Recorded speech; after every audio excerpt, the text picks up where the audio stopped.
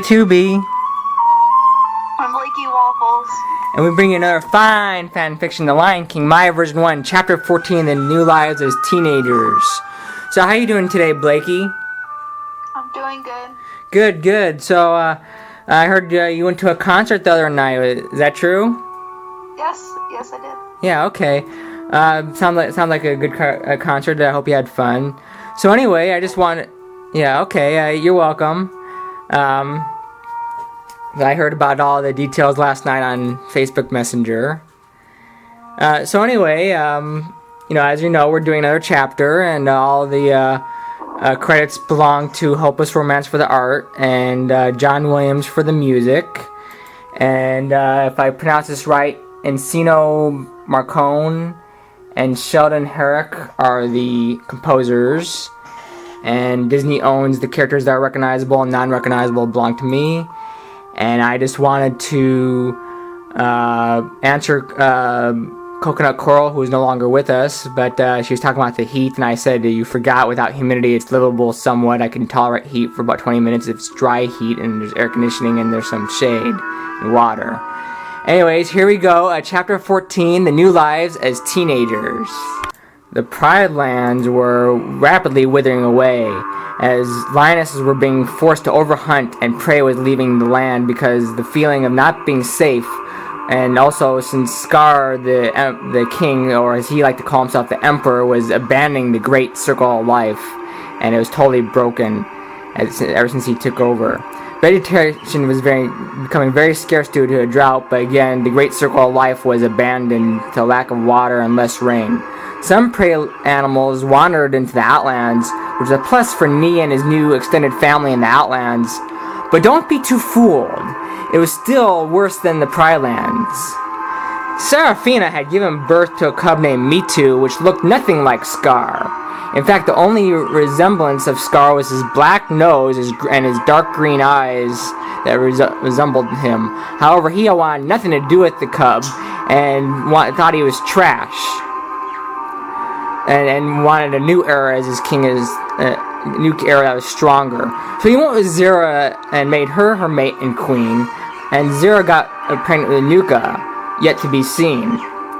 Since Zira was forced to work overtime, the two teams had no one to take care of the baby Mitu. Sarabi, only having one eye and a patch made out of leaves, took care of the baby as a surrogate mother.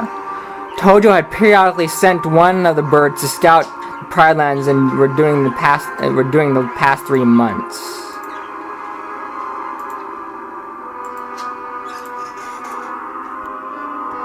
Kira had grown into a scruffy teenager and developed an arrogant attitude since things were becoming rough and had no friends around her age to hang out with. Kira had learned some hunting skills, but was not ready to hunt fully on her own, or in a team indeed. This is because of her arrogance. She was pretty bad at hunting skills or listening to instructions. Come on, Mom. Let me hunt just once. Kira, please. No, honey, I told you you're not ready to hunt, Camilla said. But, Mom. No buts, Kiara. I have to report to Seraphina since she is overworked and needs my help. Now, why don't you play with the little Mitu? Camilla said. Mom, screw me too. He's just a small, annoying nuisance. Kira and Will Sprinter said. After note, don't ask me about what happened at 3 a.m. I was just trying to get a full name for a parent talking to their mother and teenager. There's no use for that language with me, and I don't want to hear anymore about Mitu. He's a cute little kid, and you'll respect him and play with him since he is lonely. Mom. Kiara, listen to your mother. Now, I'm not going to tell you again. I'll see you for dinner. Yes, Mother.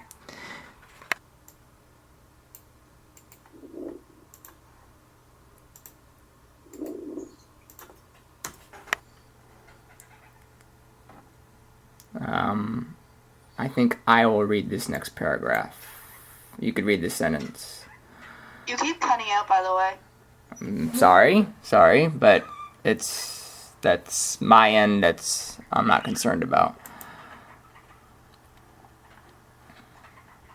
Rewind this theme.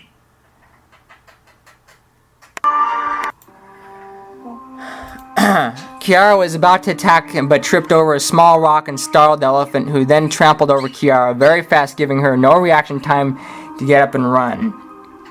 The elephant stampede had killed Kiara. Buddy had witnessed the whole thing, rushed to inform Kiara's mother, then went back to report to Tojo. Camille had some of the lionesses had a brief service for the Kiara, since she couldn't have a really full funeral, and since Scar was king and didn't really care or didn't give a damn about anything that happened in the Pride. And the hyenas, all they cared about was eating and wasting food.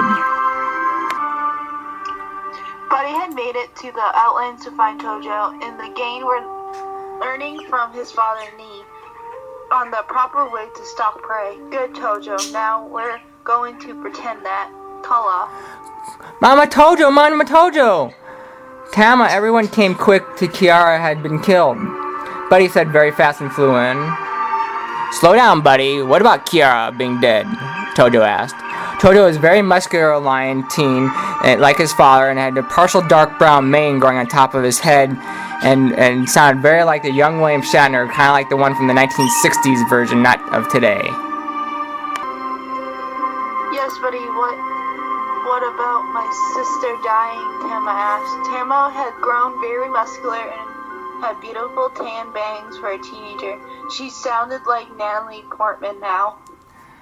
I said Kiara was attempting to hunt an elephant that failed and was killed by the stampede, Buddy said. Oh my, Kala said. Kala has adjusted to not eating as much and in fact has become the strongest of the females in that she had become super lean and muscular, and due to her change of diet and attitude about food since moving to the outlands.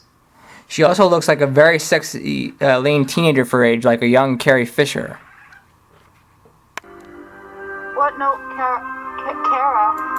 Tama broke it down crying. It's okay, Tammy. I'm here for you, Chumpy said as he patted over to the crying Tama and went to comfort her. Chumpy now has a chocolate semi-mane on top of his head, developing on the lower main part of his neck, and since he was the oldest of the group, he sounds like a Val Kilmer. Wow, that Scar sure is a crafty trunk. Doesn't even care if a young lioness dies, Tojo said. Son, when I played him in the tic-tac-toe match, I tried to congratulate him. He refused to shake my paw as a sore loser. Instead, he went to rejoice and gloat about himself and ignoring me. When I saw that, I knew back then that he was a real SOB son of a bitch, as the problems back then, he said to his son. Tama, I am deeply sorry for your loss of your sister. If there's anything I could do for you, let me know, Nee said to put his paw over his shoulder.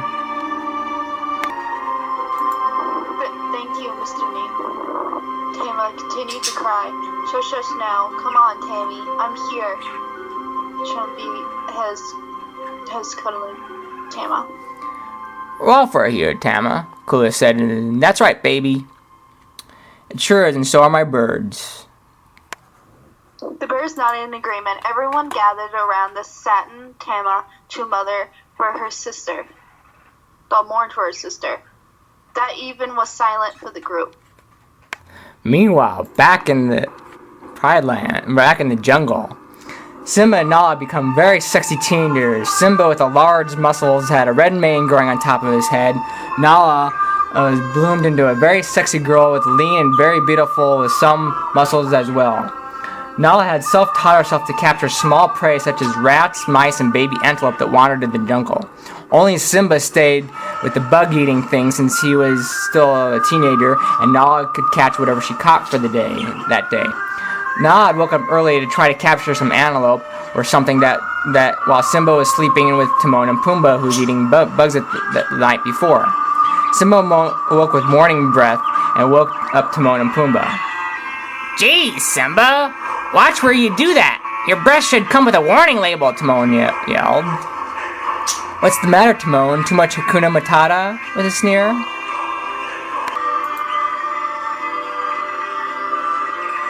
Simba, your majesty, I perfected it. Well, I perfected it, and it's live now.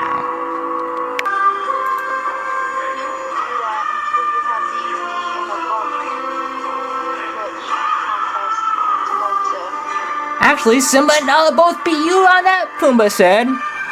Okay then, you have to beat me on a slug swallowing contest.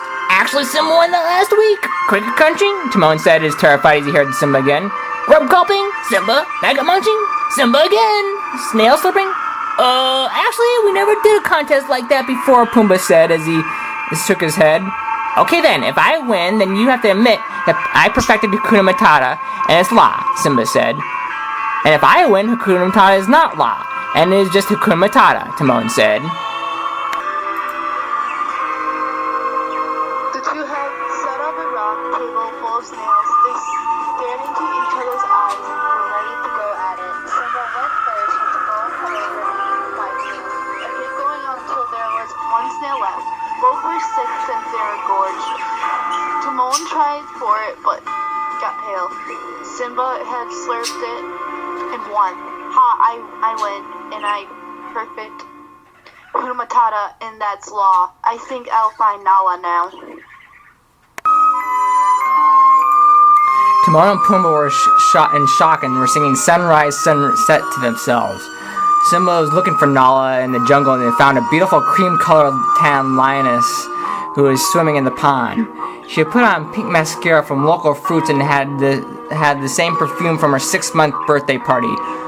Don't ask me how, as animation logic here, and when she received the perfumes from her birthday. Simba's mouth dropped and opened as Nala caught her attention. She swaggered sexily out of the pond and giving Simba a seductive wink over to come over.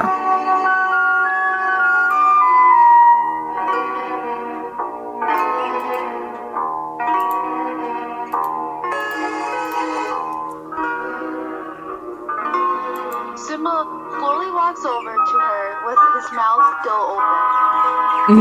Nala, you look,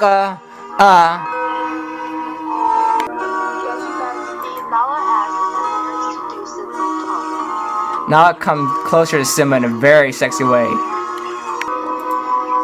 there something wrong, sweetie? No, you just, very Nala was caressing his ears and licking his muzzle. She knew she had him turned on. Yes. Nala, you're the most sexiest and most gorgeous thing out there. I just want to be your mate. I know. And you're the most beautiful lion I have ever laid my eyes on. I would love to be your mate. Two caressed and licked each other and were in pure bliss and euphoria. You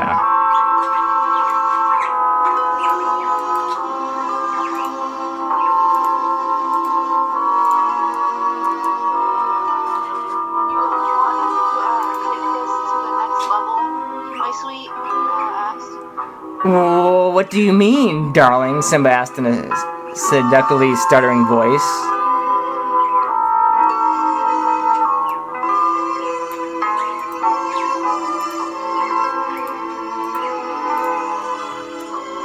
Oh, I think you know what I mean. Nala licks his nose. Well, if you want to. I mean, it's never been done before.